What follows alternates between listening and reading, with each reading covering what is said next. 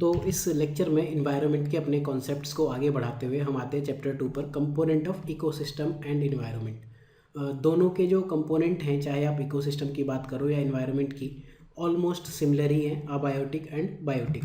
हमने चैप्टर 1 में देखा था, जब इन्वायरमेंट पढ़ा था वहाँ पर कंपोनेंट ऑफ इन्वायरमेंट पढ़े थे, वहाँ बायोटिक अबायोटिक बेसिकली पढ़े थे, एंड उसमें हमने कल्चरल कंपोनेंट भी पढ़े थे। तो यहाँ हम कल्चरल कंपोनेंट नहीं पढ़ेंगे, ठीक है। ये काफ़ी सारे अबायोटिक फैक्टर्स आपको दिखेंगे, फिजिकल हो गए, देन इनऑर्गेनिक, ऑर्गेनिक। तो इसमें से हम जो मेनली डिस्कस करने वाले हैं, टेम्परेचर जो हम इस लेक्चर में देखेंगे, then water, then light, then soil. Soil बहुत डिटेल में हमें पढ़नी होती है। इन्वायरमेंट में हम एक डिस्टिंक्शन ज़रूर बना के रखेंगे कि इन्वायरमेंट हमारा जहाँ ख़त्म होगा वहाँ हमारा ज्योग्राफी स्टार्ट होगा। क्लाइमेटोलॉजी के भी इसमें कॉन्सेप्ट लगेंगे। फॉर एग्जांपल ये टेम्परेचर है, ये कम्प्लीटली क्लाइमेटोलॉजी का कॉन्सेप्ट है, सारी चीज़ें इसमें क्लाइमेटोलॉजी में जानी होती है। तो मैं बहुत डिटेल में आपको नहीं बताऊँगा, कॉन्सेप्ट बताएंगे। डिटेल्स के लिए आप क्लाइमेटोलॉजी के मेरे वीडियोज़ या लेक्चर्स फॉलो करो, बेटर है, ठीक है। ये जो कोर्स है इंग्लिश और हिंदी मीडियम दोनों में है, basic to advanced, prelims, geography optional and 2020 50-50 series. अब आपको फ्री कोर्स कहाँ चल रहा है, तो यूट्यूब पर ये प्लेलिस्ट है, यहाँ पर जाके आप इस प्लेलिस्ट को सेव कर सकते हो, एंड बुक मार्क करना चाहो तो यहाँ से, एंड ज्योग्राफी ऑप्शनल में भी ये वीडियोस कॉमन है, तो आप ये देख लेना। एंड ये जो वेबसाइट पर जाकर 2020 50-50 सीरीज़ फाउंडेशन कोर्स में प्रीलिम्स एंड जो बाकी कोर्सेस है उसमें भी, एंड ऑप्शनल में ज्योग्राफी। इनफैक्ट बाकी ऑप्शंस में भी आता ही है, इन्वायरमेंट पढ़ना ही होता है, जैसे for example geology and forestry, but mainly हम ज्योग्राफी को सेंटर करके पढ़ेंगे, ठीक है। पहले हम समझते हैं अबायोटिक कंपोनेंट क्या होते हैं। अबायोटिक मतलब जो बायोटिक नहीं है, जिसमें ए लगा हुआ है, यानी कि नॉन लिविंग, यानी कि अजैविक, निर्जीव, जो सांस नहीं लेते। बहुत सारे एग्जांपल हो सकते हैं, water, light, radiation, temperature, humidity, कई सारे एग्जांपल है। फिगर में देखो, एयर, हवा, सैलिनिटी, ठीक है, खारापन, सॉइल, टेम्परेचर, लाइट, वाटर, ये सारे हमारे अबायोटिक कंपोनेंट है। अगर आप इसको डिफाइन करने की कोशिश करो, प्रीलिम्स में पूछ सकता है कि डिफाइन करो, या क्या क्या चीज़ें आती है, ऑप्शन में आ सकती हैं चीज़ें। तो ये ध्यान रखना, non living, chemical and physical part of environment, ठीक है। बायोलॉजिकल पार्ट जैसे ही आएगा वैसे वो बायोटिक कंपोनेंट हो जाएंगे, तो हमारा कैटेगराइजेशन ही डिफरेंट हो जाएगा। कंपोनेंट ऑफ इकोसिस्टम में देखो, अबायोटिक एंड बायोटिक, तो फिजिकल और केमिकल यहाँ आते हैं, बायोलॉजिकल या बायोटिक कंपोनेंट यहाँ आते हैं। I hope it is clear, ठीक है। एग्जाम्पल हमने देख लिया। अब जब हम ओशियन यानी कि समुद्री, वाटर इन्वायरमेंट की बात करते हैं, तो वहाँ कुछ और अबायोटिक फैक्टर्स एक्स्ट्रा आ जाते हैं, जैसे एरियल एक्सपोजर क्या है, सबस्ट्रेट, वाटर की क्लैरिटी, साफ़ कितना है, गंदा है कितना, उसमें परसेंटेज इम्प्योरिटीज़ है, सोलर एनर्जी किस लेवल तक पेनिट्रेट करती है, टाइड्स। तो इसमें से टाइड्स तो ज्योग्राफी में पढ़ते हैं, सोलर एनर्जी का पेनिट्रेशन हम यहाँ पर वाटर वाले लेक्चर में देखेंगे, एपिलिम, नियॉन वगैरह, ये सारे कॉन्सेप्ट्स। अब अबायोटिक फैक्टर सबसे ज़्यादा इंपॉर्टेंट डिटर्मिनेंट हैं, जो ये डिफाइन करते हैं कि ऑर्गेनिज्म किस वे में एग्जिस्ट करेगा। डिटर्मिनेंट, निर्धारक। डिटर्मिनिज्म एक कीवर्ड होता है ज्योग्राफी में, इनफैक्ट ऑप्शनल का है, बट ये एनसीईआरटी की भी ज्योग्राफी में चैप्टर 1 में दिया हुआ है। तो मैं आपको बताऊँ, देखो सिंपल एक चीज़ होती है, अगर ए होने पर, if A is true then B will happen, तो ये कहेंगे हम A determines B. For example, अगर रेनफॉल इस साल अच्छी होगी तो आमिर खान को 3 गुना के बदले 2 गुना लगान देना पड़ेगा, या 3 गुना लगान दे के भी वो थोड़ा पैसा बचा लेगा, राइट। टेम्परेचर हाई होगा तो आप घर में एसी चलाओगे, तो ये टेम्परेचर डिटरमाइन करता है कि आपके घर में एसी किस वे में चलेगा, तो इसको हम कहते हैं डिटर्मिनिज्म। एक और कॉन्सेप्ट होता है, उसे हम कहते हैं पॉसिबिलिज्म, POSSIBILISM। अगर और डिटेल में इसको हम डिटर्मिनिज्म को डिफाइन करें, तो जैसा नेचर ने डिफाइन कर दिया वैसे ही आप एक्ट करोगे, उसे हम कहते हैं डिटर्मिनिज्म। पॉसिबिलिज्म क्या कहता है कि जो भी एक्ट्स हैं वो ह्यूमन एक पॉसिबिलिटी क्रिएट करता है न्यू एक्ट्स की। फॉर एग्जांपल, आप डेजर्ट में खेती कर सकते हो, तो जीएस के लिए आप बस इतना ही समझ के रखो, राइट, ठीक है। Macroscopic, micro and meso climate की बात करते हैं। जो मैक्रोस्कोपिक क्लाइमेट है, ये याद रखना टर्म मैक्रो, ये अबायोटिक फैक्टर्स को अफेक्ट करती है। अब ये मैक्रोस्कोपिक क्लाइमेट क्या होता है? माइक्रो क्लाइमेट आपके घर का क्लाइमेट, आपके रूम का क्लाइमेट हो सकता है, आप जिस सोसाइटी में रहते हो या आपकी गली का क्लाइमेट, उसे हम कहेंगे माइक्रो क्लाइमेट। सूक्ष्म जलवायु, एक पेड़ के नीचे, यहाँ पर एक पेड़ है, वहाँ पर 4 लोग छाया के लिए बैठे हैं, that is micro climate. Temperature same है, सब कुछ सेम है, बट वहाँ उस पेड़ की वजह से थोड़ा सा डिफरेंस आ गया क्लाइमेट में। मेसो क्लाइमेट क्या हो सकता है, थोड़ा और बड़े रीजन पर आपके खेत का क्लाइमेट हो गया, बड़ी सोसाइटी का क्लाइमेट हो गया, आपके विलेज एरिया का क्लाइमेट हो गया। एंड मैक्रो क्लाइमेट क्या है, लार्ज एरिया या फिर रीजन या कंट्री। फॉर एग्जांपल ये ब्लू वाला पार्ट देखो, ये एक मैक्रो क्लाइमेट है, ये आपका गैंगेटिक रीजन का क्लाइमेट है, ये आपका धारवाड़ प्लेट्यू का क्लाइमेट है, आपका डेजर्ट क्लाइमेट है, ये कहलाता है मैक्रो क्लाइमेट। तो जो मैक्रो क्लाइमेट है बड़े लेवल पे, इसके ऊपर और बड़े मेगा क्लाइमेट आ सकते हैं, बायोम्स आ सकते हैं, वो सब चीज़ें नहीं, बट मैक्रोस्कोपिक क्लाइमेट है ये अबायोटिक फैक्टर्स को सभी को इन्फ्लुएंस करते हैं। सबसे ज़्यादा इंपॉर्टेंट जो अबायोटिक फैक्टर है वो टेम्परेचर है, क्योंकि मैक्सिमम इसी पर डिपेंड करते हैं। वहाँ पर वाटर यानी कि रेनफॉल कैसे होगा ये टेम्परेचर बताएगा। लाइट तो खैर ठीक है, लाइट से टेम्परेचर आ रहा है। सॉइल मिट्टी कैसे होगी वो अल्टीमेटली टेम्परेचर एंड वाटर पे काफ़ी ज़्यादा डिपेंडेंट होती है। ठीक, बायोटिक फैक्टर्स कैसे बिहेव करेंगे टेम्परेचर पे काफ़ी ज़्यादा डिपेंडेंट है। तो बेसिकली इसीलिए कहा जाता है sun is the supreme source of all energy. दुनिया में जो भी एनर्जी है वो सन से है। थोड़े से एक्सेप्शन हो सकते हैं, फॉर एग्जांपल केमिकल एनर्जी हो सकती है डीप ओशंस में, बट उसे आप माइन्यूट लेवल पे ही कंसिडर करो। तो हम टेम्परेचर की बात करते हैं। Temperature single most critical abiotic factor है, सबसे ज़्यादा इंपॉर्टेंट, यही अभी हमने बात की है। अब जो ऑर्गेनिज्म है certain range of temperature and humidity को आप रेनफॉल समझ लो फिलहाल, ठीक है।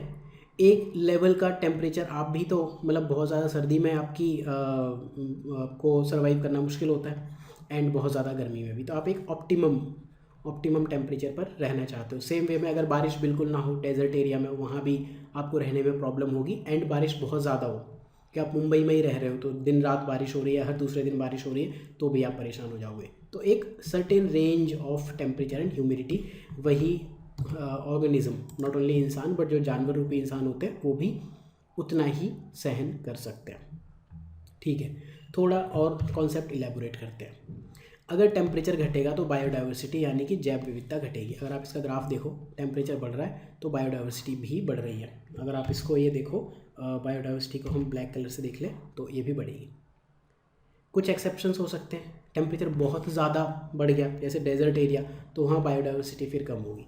ये स्पीसीज़ रिचनेस का एक हीट मैप है, ठीक है। एक हीट मैप क्या होता है, रेड और ग्रीन या रेड और ब्लू इस शेड्स में दिखाया जाता है। तो मैक्सिमम बायोडाइवर्सिटी के जोन्स क्या हैं, ये रेड वाले, ये देखो यहाँ टेम्परेचर आपको मैक्सिमम दिखेगा। रेड से जस्ट नीचे आपको येलो, इस रेड से ऑरेंज येलो इस शेड में जा रहा है ना, तो ये मैक्सिमम बायोडाइवर्सिटी के जोन्स हैं ये वाले, ठीक है। ग्रीन, डार्क ग्रीन में बिल्कुल कम बायोडाइवर्सिटी। अब यहाँ डार्क ग्रीन में टेम्परेचर तो ज़्यादा है बट इतना ज़्यादा है, रेनफॉल नहीं है, कम है, तो रेनफॉल भी डेफिनेटली एक फैक्टर तो है ही।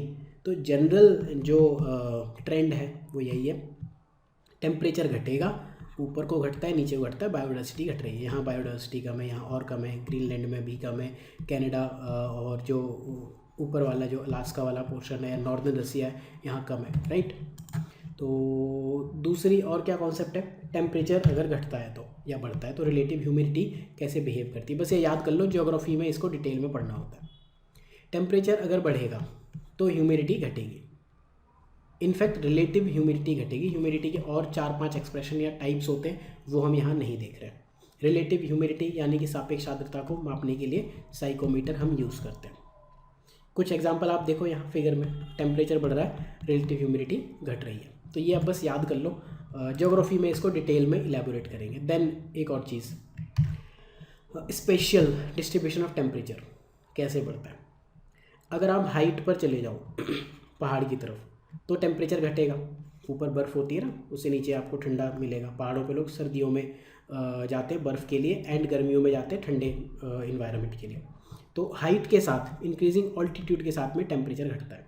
एंड लेटीट्यूड, ऊपर अभी हमने देखा इक्वेटर पर मैक्सिमम टेम्परेचर, ऊपर की तरफ टेम्परेचर घटता है। अब थोड़े बहुत एक्सेप्शन है, उनको हम फिलहाल छोड़ते हैं, जनरल स्पेशल डिस्ट्रीब्यूशन है।